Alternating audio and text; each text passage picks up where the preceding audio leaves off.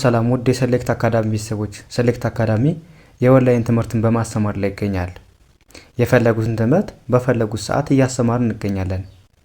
የምናስተምረውም በቴሌግራም፣ በዋትስአፕ፣ በኢሞ እንዲሁም በዙም እና በሌሎች የሚዲያ አማራጮች እያስተማርን እንገኛለን። ለመማር የምትፈልጉ ቤተሰቦቻችን ከስር ባስቀመጥነው ቁጥር ወይም ሊንኮቻችንን በመጠቀም ይደውሉ።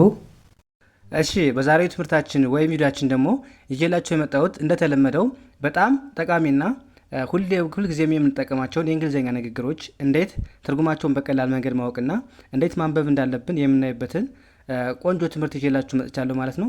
ከእናንተ የሚጠበቀው ቪዲዮውን ሳሰለችሁ እስከ መጨረሻው ማየትና መከታተል እንዲሁም ለቻናላችን አዲስ የሆናችሁ ቤተሰቦች ላይክ፣ ሼር፣ ሳብስክራይብ በማድረግ ቤተሰብ ይሁኑ ላለሁ ቀጥታ ወደ ትምህርቱ እንሄዳለን። እንግዲህ እዚህ ጋር እንዴት ነው የምናነበው? W H N ባንድ ላይ ምን ብለን እናነባዋለን? ኋ። ከዛ ቲን እንደምናነባታለን እንደ ት ስናነባው ኋት። ከዛ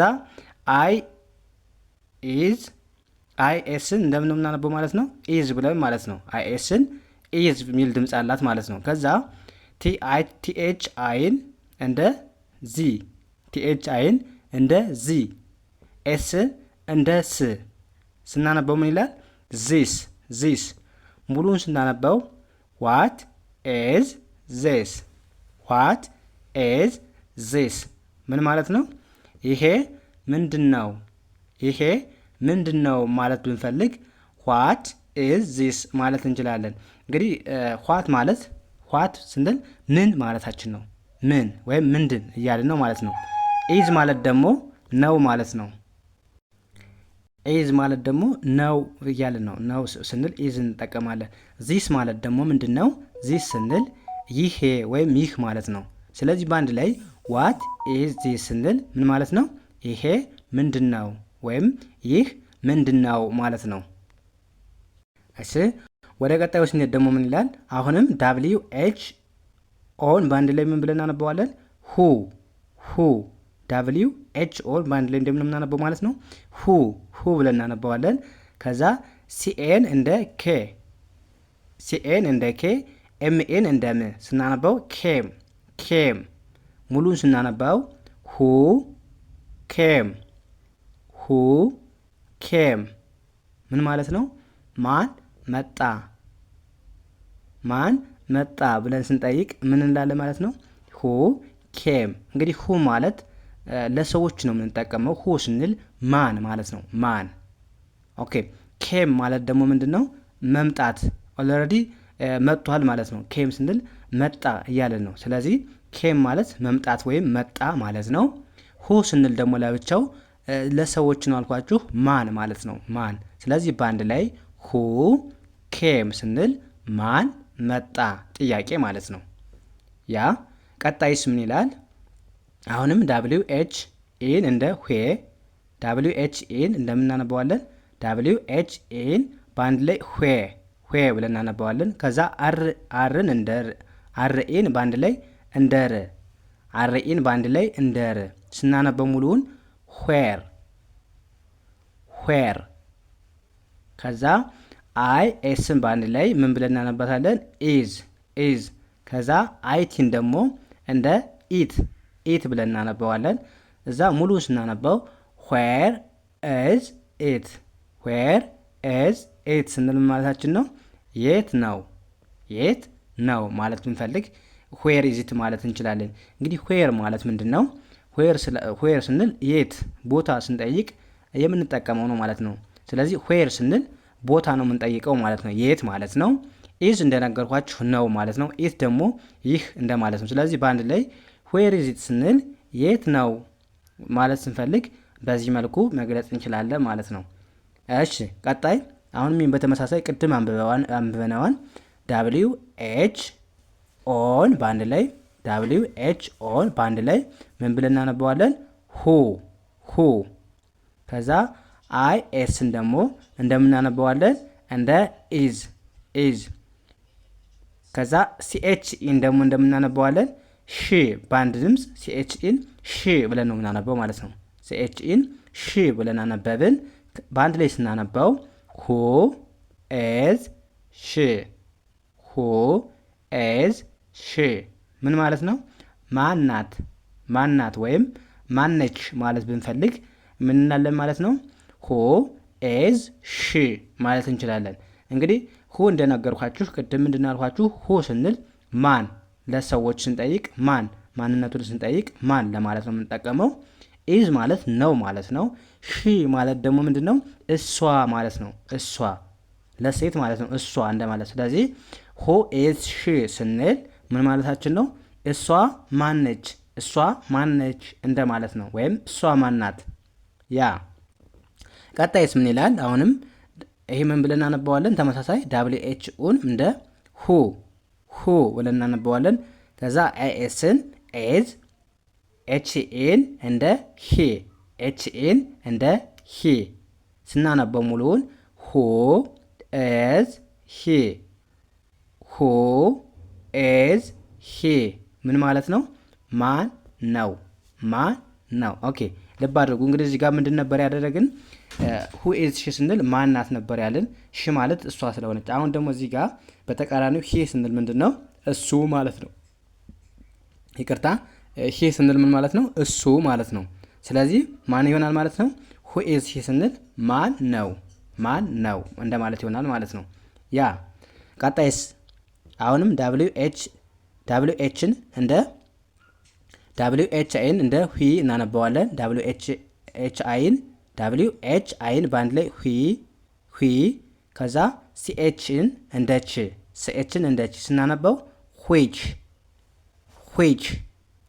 ዊች፣ ከዛ ዳብሊው ይቅርታ ኦ ኤን ኤን በአንድ ላይ ምን ብለን እናነበዋለን? ዋን በአንድ ላይ ዊች ዋን ስንል ምን ማለት ነው?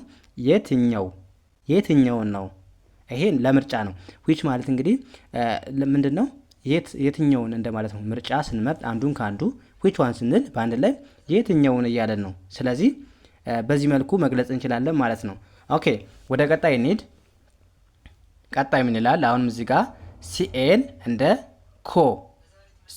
እንደ ኮ አነበብን። ኤልን እንደ ል ከዛ ኤምኤን እንደምናነበዋለን እንደ ሚ ሙሉ ስናነበው ኮል ሜ ምን ማለት ነው? ደውልልኝ ወይም ደውይልኝ ማለት ብንፈልግ ኮል ሚ ማለት እንችላለን። ኮል ምን እንደምናውቀው መደወል እንደማለት ነው።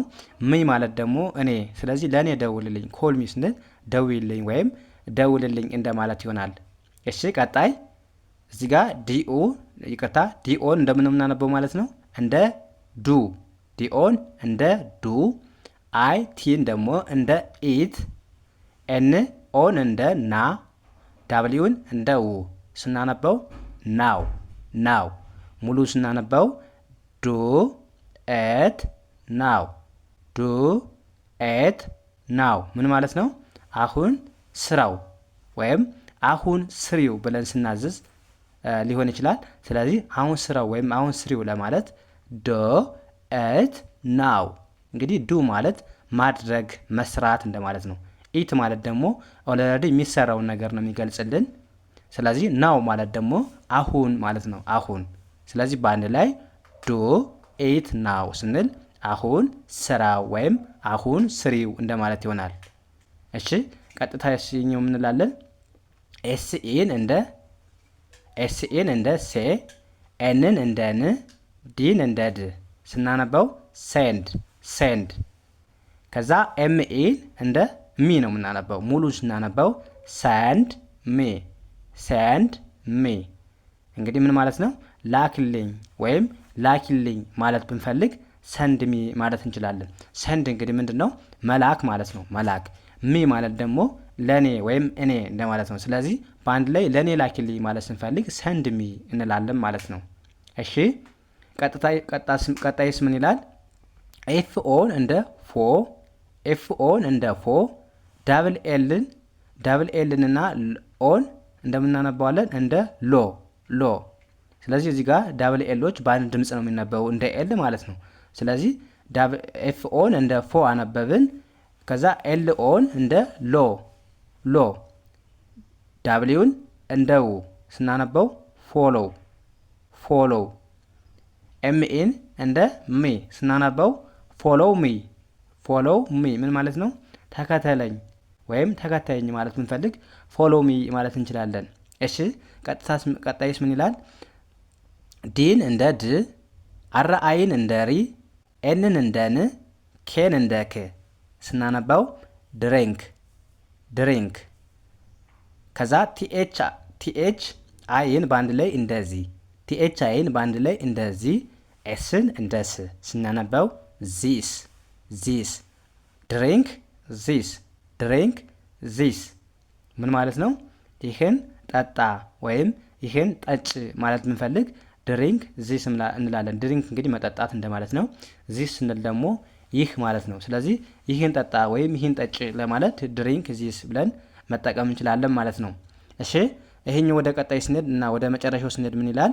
ኤን እንደ አ፣ ኤን እንደ አ፣ ኤስን እንደ ስ፣ ኬን እንደ ክ ስናነባው አስክ።